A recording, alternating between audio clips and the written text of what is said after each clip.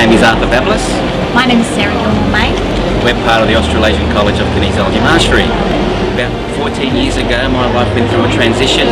I decided to move out of the corporate world and go back to college and study natural therapies. And 14 years later, we're a kinesiologist, we've got our college, and we're helping people change their lives. It's many things to many people. I think the best way to explain it quickly, it's a combination of a number of therapies which are recognised. People understand what they are. Chiropractic, understanding of the body, with acupuncture, understanding of meridians and chi in the body. And so essentially we use the body, we use muscles, we monitor muscles, and muscles give us insight into the different energetic pathways in the body. And so when we monitor a muscle and the muscle indicates with a lock or an unlock, it tells us that that chi of that meridian based on Chinese medicine may be blocked or not. And the essence in Chinese medicine is that if you have clear chi, your chi is flowing through your body, you're in a balanced state, you can achieve your optimum potential. So we can use your body to assess where that chi is blocked, and again use your body to assess what it is that we need to do to clear that chi, so you can achieve your true potential in all areas of your life. Well, consultation can be done in many different ways. It can be done sitting, lying, standing. Kinesiology is very adaptable, so it can be done anywhere, anytime. But in a professional setting, you generally would have the client sitting or lying down.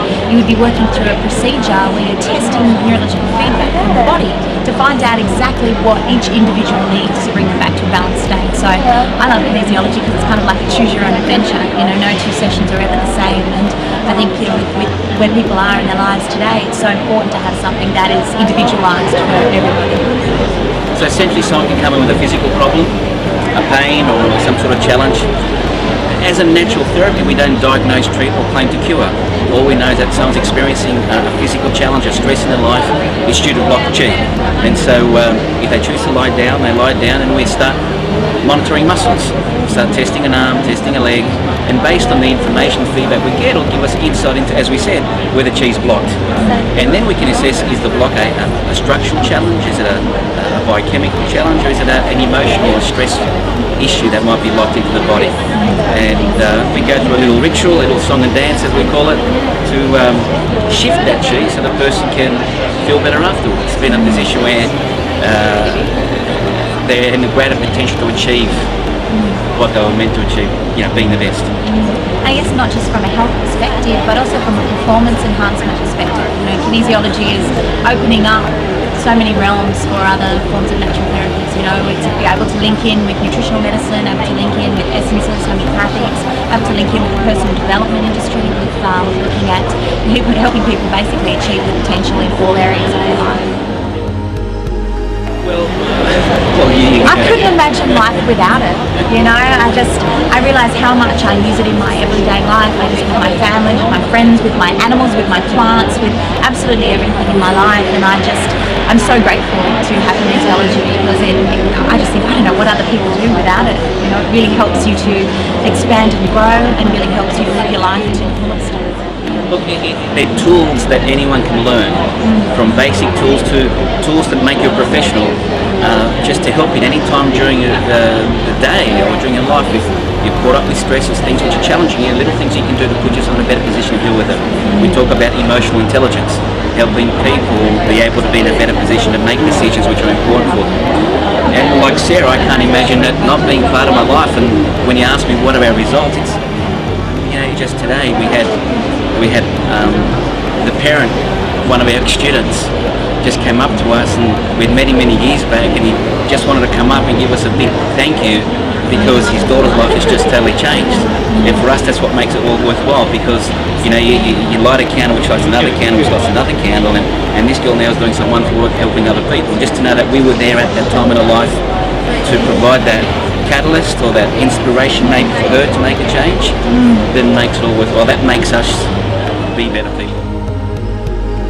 Well, in terms of learning, you can do some short courses, special interest courses, so to see whether it's something that you want to learn, some basic skills for yourself, family and friends, to your practitioner training. And with practitioner training, obviously today, kinesiology is part of the National Health Training Package. So you have government accredited training programs. So probably the best place to have a look at is have a look at the colleges which are nationally endorsed, to provide a certificate for a diploma in kinesiology. Our college is government accredited. If you go to kinesiology.edu.au, all the details are there on how you can do a professional training program, or even short workshops, a one-day workshop kinesiology for kids, or a one-day workshop kinesiology for healthy pets, just to support you in your in daily life. So there's a number of associations that look after kinesiology too. So a starting point is maybe looking at the Australian Kinesiology Association, their website, which is kinesiology.org.au.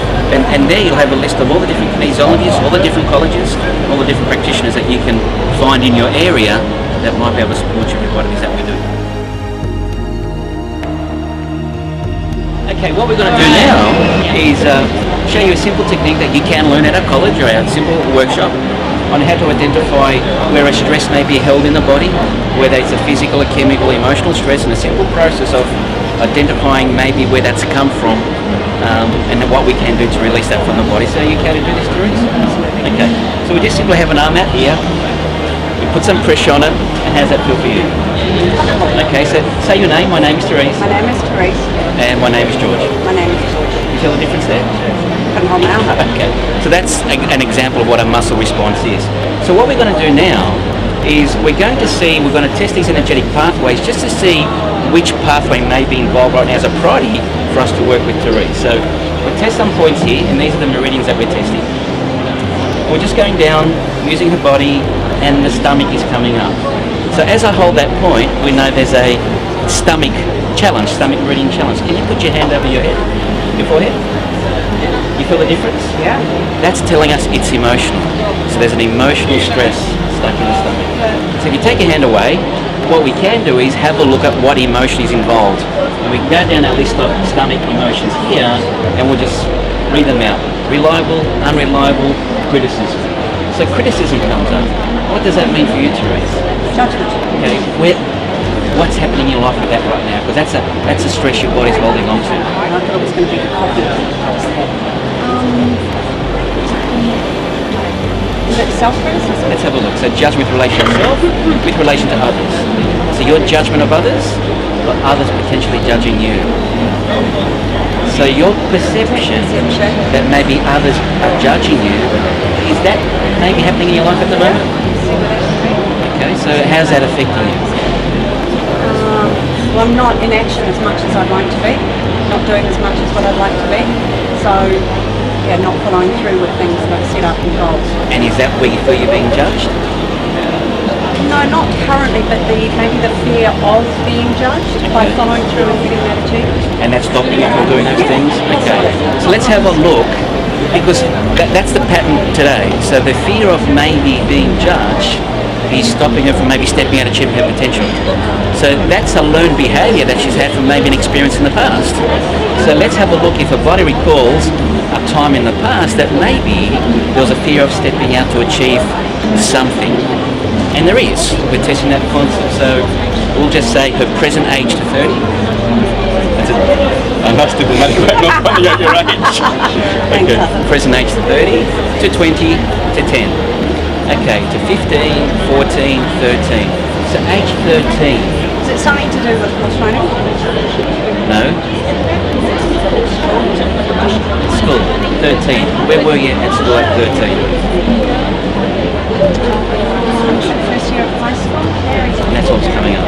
Did you change schools from? Yeah. So I went to a new school and... So going to a new school, did you have new friends? Did you have some of the old friends going there with you? Yeah.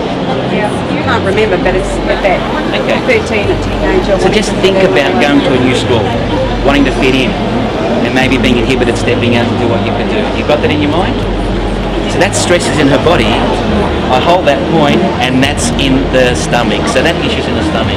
So what I want you to do is hold that stomach point, put his hand over your forehead. If you can just turn around for us, we're just going to do some slight tapping on her spine here. And take a deep breath for us if you can. And breathe out. Around this way. And tap under the eye as well. Just both points. Here we're tapping on the stomach meridian point as well. These are points that we learn how to shift energy.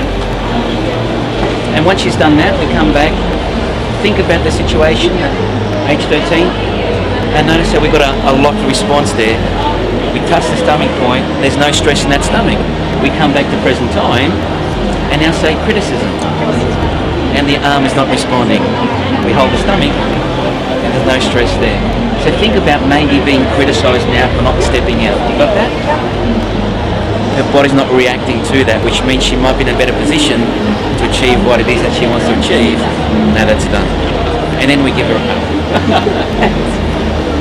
So that's a simple approach to be able to assess where there may be a block in someone's body and what you can do to shift that energy.